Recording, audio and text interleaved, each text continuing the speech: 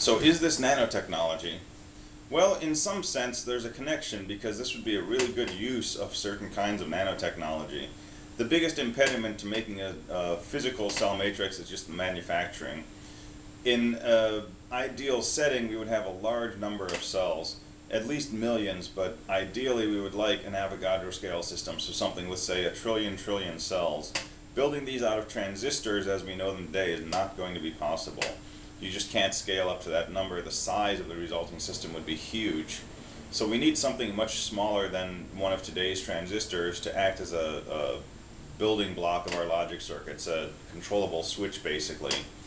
If we could build something like a transistor out of a few atoms, even hundreds of atoms, and we can manufacture these in a 3D substrate, then you can start thinking about an Avogadro scale machine that might be reasonable sized, small enough to fit inside a room, for example, as opposed to something the size of a football field.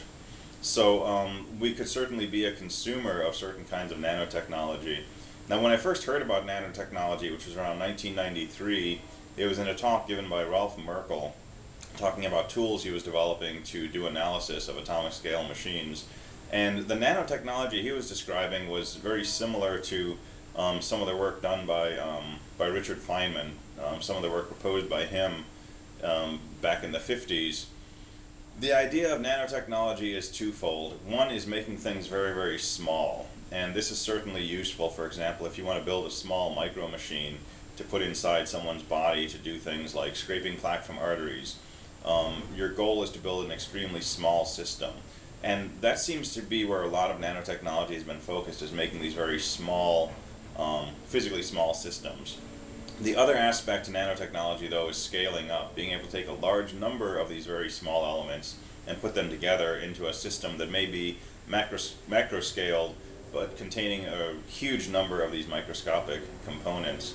And that's the version of nanotechnology that the cell matrix is really waiting for, being able to make something like a transistor out of 100 atoms and then put together 10 to the 24th of those transistors and have it be something that is still a relatively small physical form factor.